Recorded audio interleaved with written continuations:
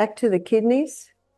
So the kidneys are quite remarkable. They not only filter the blood, they also monitor pH, they also monitor blood pressure, contributing to that, and also sodium and water levels in the body. So this lady who came to us, I remember early that next morning, I was praying. I said, Father in heaven, this lady's about to go on dialysis. What do I do? And then God impressed me that I had some herbs in my garden that were going to seed. One was parsley and the other was celery. Parsley and celery are both excellent kidney herbs, and you get a concentration of the actives in the seed. So I picked the celery seeds and I picked the parsley seeds. I didn't even get them out of their pods. We just threw the whole lot into water and we brought it to a gentle boil. I also put grated ginger in there. Anti-inflammatory, makes it taste a bit better. Otherwise, it just tastes like weeds. And when I'd finished giving it a gentle simmer, I put couch grass in. Couch, I don't know, it just grows everywhere we are. It's a bit of a pain, actually.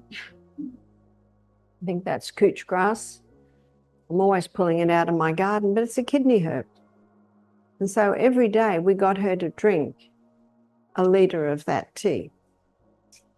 And I said to her, you are never to drink a whole glass at once. You've got to go very slowly with your kidneys that are still coming, they're still recovering. So she came, her legs were swollen when we had the consultation with her. I saw that she had a gluten intolerance. She was having 3 cups of coffee a day and 2 glasses of water a day. She'd look at her legs and say, well, I got enough fluid already. She was on a no-salt diet. She had a major hormonal imbalance. Right now, millions of people are stuck in a loop of scans, meds, and costly clinic visits, while the real problem for many sites in the cup or bottle they reach for every day. I'm talking about drinks, not age, not always genetics. Drinks that quietly make kidneys work harder, raise pressure, and strip away the slow progress you're trying to make. Listen, when kidneys are trying to recover, they need steady conditions, stable blood pressure, normal blood sugar, predictable electrolytes, and regular hydration. The wrong drinks wreck that balance. Some of the most common beverages on store shelves spike sugar, dump hidden minerals, or push your body toward dehydration. People swap one quick fix for another and wonder why their tests don't get better. It's not a mystery, it's the liquids. Real people have seen real change by cutting out a handful of hostile drinks and sticking to simple, safe options. We're not promising miracles, and we're not selling a magic cure.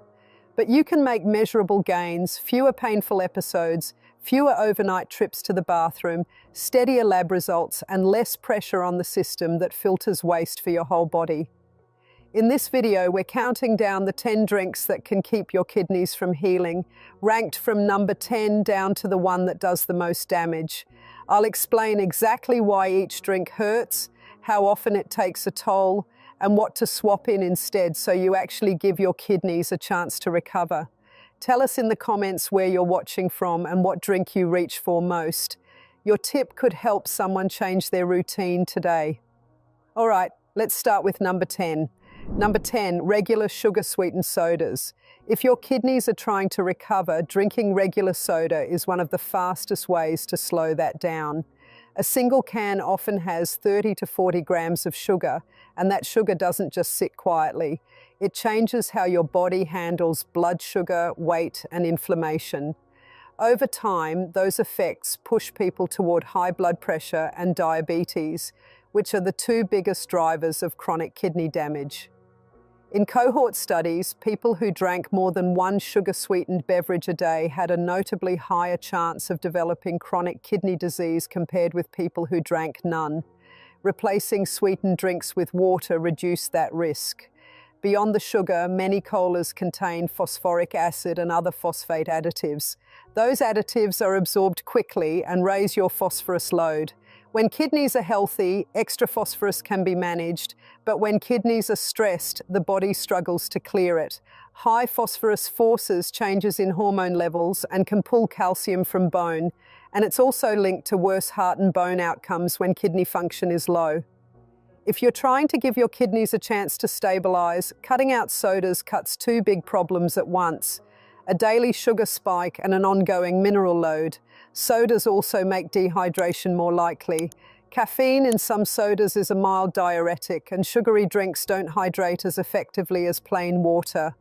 Dehydration thickens urine and concentrates waste, which increases the chance of crystal formation and stones. On top of that, sugar raises uric acid levels, another factor that promotes kidney stones and harms kidney cells over time. So what should you do instead? The simplest move is the most effective. Replace soda with plain water, seltzer, or unsweetened tea. If you crave flavor, add a slice of lemon or a sprig of mint. If you find it hard to quit overnight, cut back one drink at a time, track sugar grams per day, and watch how your energy and blood pressure respond. Those small wins add up. If your medical team is monitoring kidney function, they'll usually see benefits in metabolic markers when you drop regular soda from your routine. Number 2, energy drinks and high stimulant boost drinks. Energy drinks are sold as quick performance fixes, but for kidneys, they're a risky habit. These beverages combine high caffeine with sugar or artificial sweeteners and other stimulant compounds. Caffeine causes temporary increases in blood pressure and heart rate. Repeated spikes stress the tiny blood vessels that supply the kidneys. Over time, that repeated stress makes it harder for damaged kidneys to recover. There are also case reports of people developing acute kidney injury after binging energy drinks, sometimes requiring hospital care. Those aren't everyday events for everyone, but they're a clear warning sign that the concentrated stimulant model is not kidney-friendly. Another issue is the unknown ingredients. Makers add proprietary blends like taurine, guarana, and herbal extracts at variable doses. Those blends interact with caffeine and can amplify cardiovascular effects. If you're exercising hard and using an energy drink to push further, you may combine stimulant-driven blood pressure spikes with dehydration from sweating, a bad combo for kidney tissue. Even if you don't end up in the ER, regular use keeps your blood pressure and metabolic load on a roller coaster, which makes measured healing nearly impossible. For the person who needs a lift, there are safer choices. Decaf coffee, a small cup of plain coffee if your clinician agrees, adequate sleep, or short walks for energy.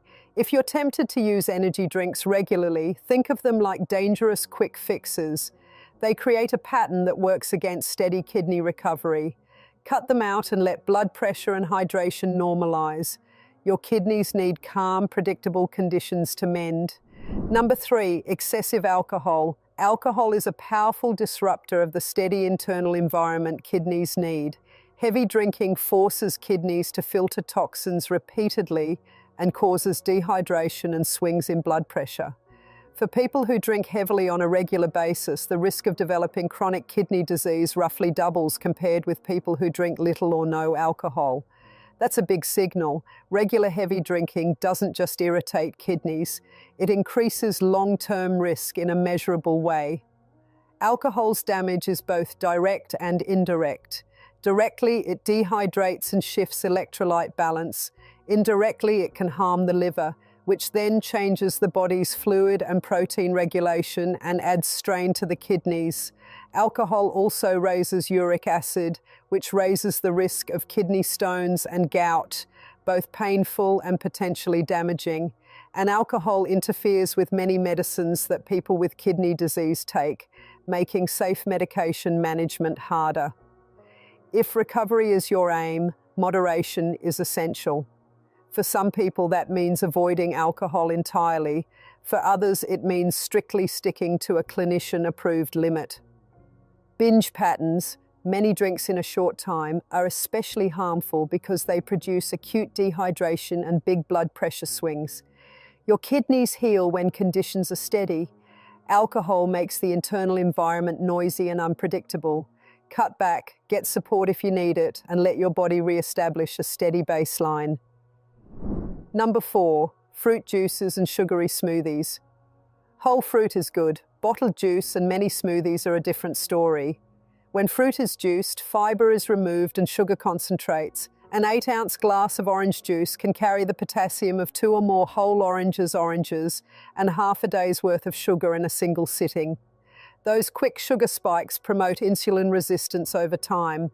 If your kidneys already face stress, blood sugar swings accelerate microvascular damage, the tiny blood vessel injury that hits kidneys early. For people at risk of kidney decline, frequent fruit juice drinking is a real factor to manage. Smoothies feel healthy, but store-bought versions can pack 300 to 600 calories and a lot of sugar if they include fruit juice, sweeteners, or concentrated fruit. Even homemade smoothies can be dangerously concentrated if you use several pieces of fruit with high sugar yogurt, honey, or juice. If you want a smoothie, make it with vegetables, a small amount of fruit, and add protein or healthy fat to slow sugar absorption. That gives your kidneys a steadier metabolic load and reduces the chance of potassium or sugar spikes that complicate recovery. There's also the potassium angle. Orange, tomato, and banana juices are high in potassium. When kidney filtration is reduced, excessive potassium in the blood can reach dangerous levels and affect heart rhythm. If you have moderate to advanced kidney disease, your clinician will probably advise limits on high potassium juices. In short, whole fruit, controlled portions, and clinician-approved recipes are the right move when kidneys need to heal. Number 5. Diet sodas and artificially sweetened beverages. It's tempting to think diet equals safe, but observational data raises concerns.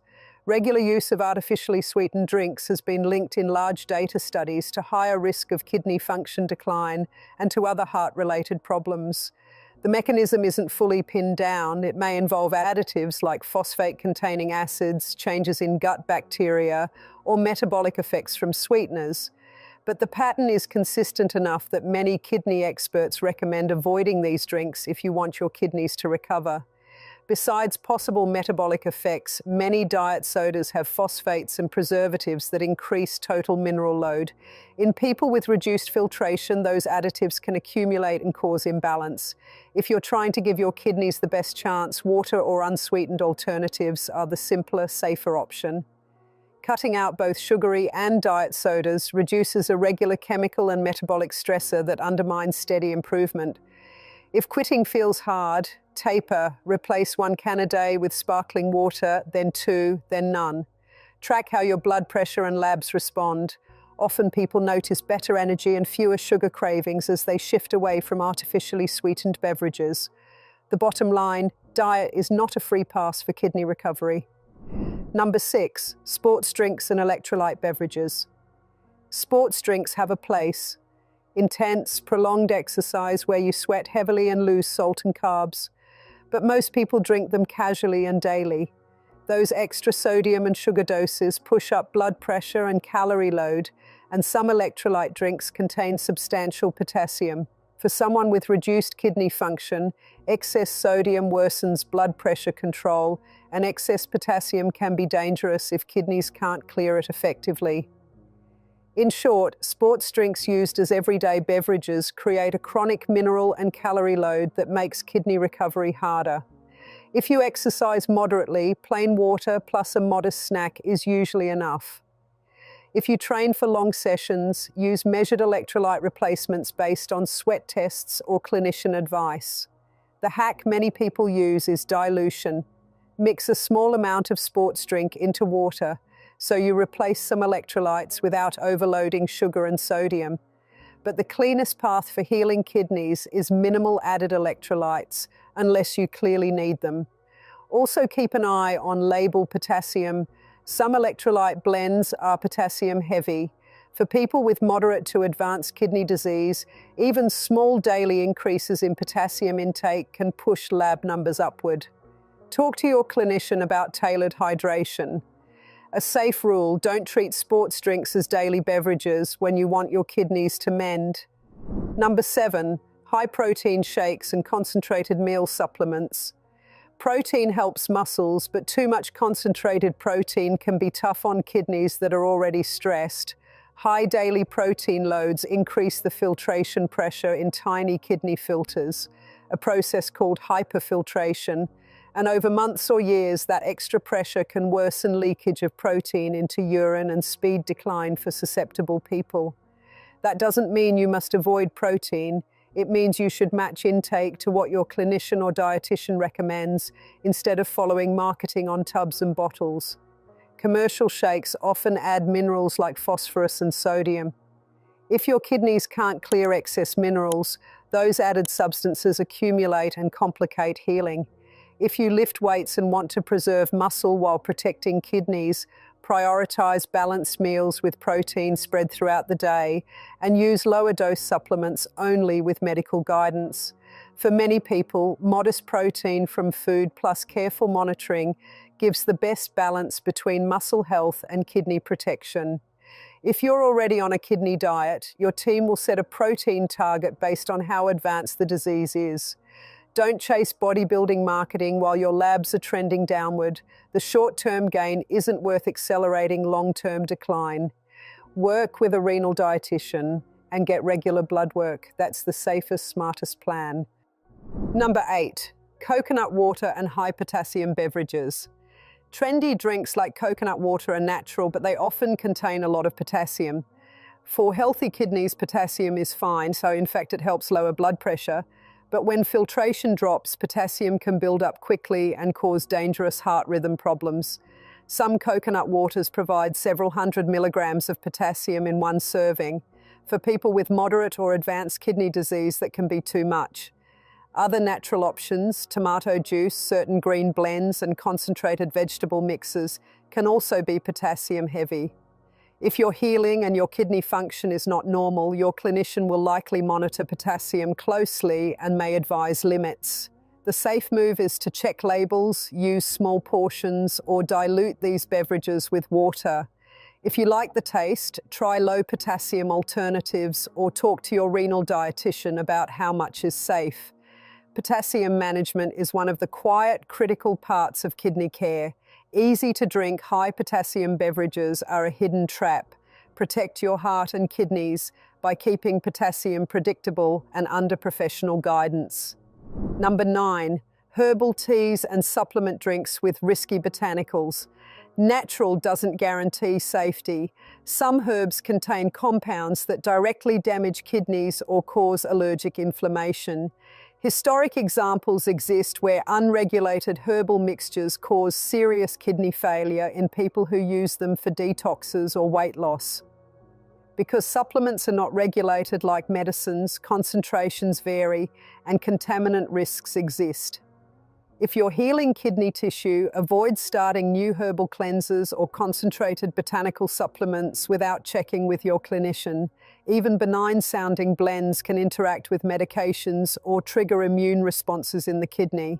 There are case reports of acute interstitial nephritis and other kidney injuries linked to herbal products. The responsible approach is simple. List every supplement you use for your clinician to review and stop anything unapproved until you get the green light. Healing kidneys respond to predictable inputs. Herbal roulette does the opposite. Number 10, store-bought iced teas and other bottled sweetened teas. Bottled iced tea often hides a sugar or additive problem. Some of these drinks pack as much sugar as a soda.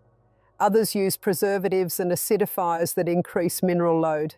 That combination of sugar, sodium, and additives adds up to chronic stress on kidneys in the same way soda does. If your aim is recovery, switch to homemade unsweetened tea or plain water. If you need flavor, cold brew black or green tea with a lemon wedge, no sugar, gives taste without the metabolic hit. Also avoid cleanse and detox bottled products that promise quick fixes. They often contain laxatives, diuretics, or concentrated herbs that shift electrolytes and cause dehydration, the last thing kidneys need when they're trying to repair. Stick to simple labeled drinks and check with your clinician about any bottled product before you make it a habit. That wraps up our countdown of the 10 drinks that can keep your kidneys from healing. If you found this helpful, start making small swaps today. Your kidneys will thank you, and over time you'll notice the difference.